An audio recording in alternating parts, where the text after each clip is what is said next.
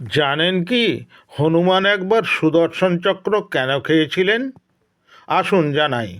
একবার সত্যভামা শ্রীকৃষ্ণকে জিজ্ঞেস করেন, সীতা কি আমার থেকেও দেখতে সুন্দর?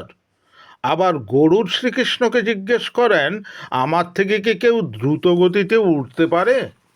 এসব শুনে সুদর্শন চক্র বলেন, আমার থেকে কি কেউ শক্তিশালী আছে?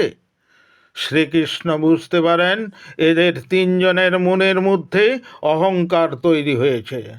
তখন শ্রীকৃষ্ণ গরুড়কে বলেন, যাও হনুমানকে ডেকে আনো আর বলবে শ্রীরাম তাকে স্মরণ করেছেন।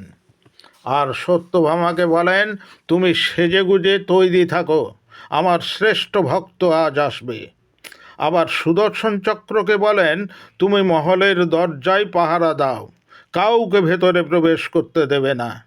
হনুমান গরুড়ের কাছে তার প্রভুর আজ্ঞা শোনেন এবং তারা দুজনে উঠতে শুরু করে।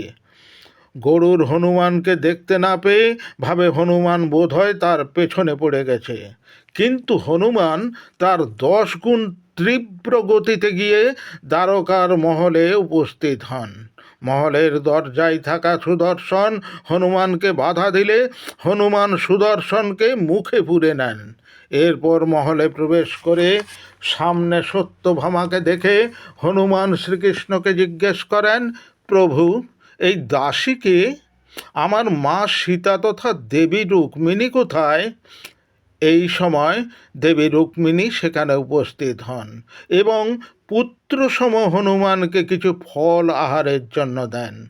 ঠিক তখনই হনুমান সুদর্শনকে মুখ থেকে বার করেন।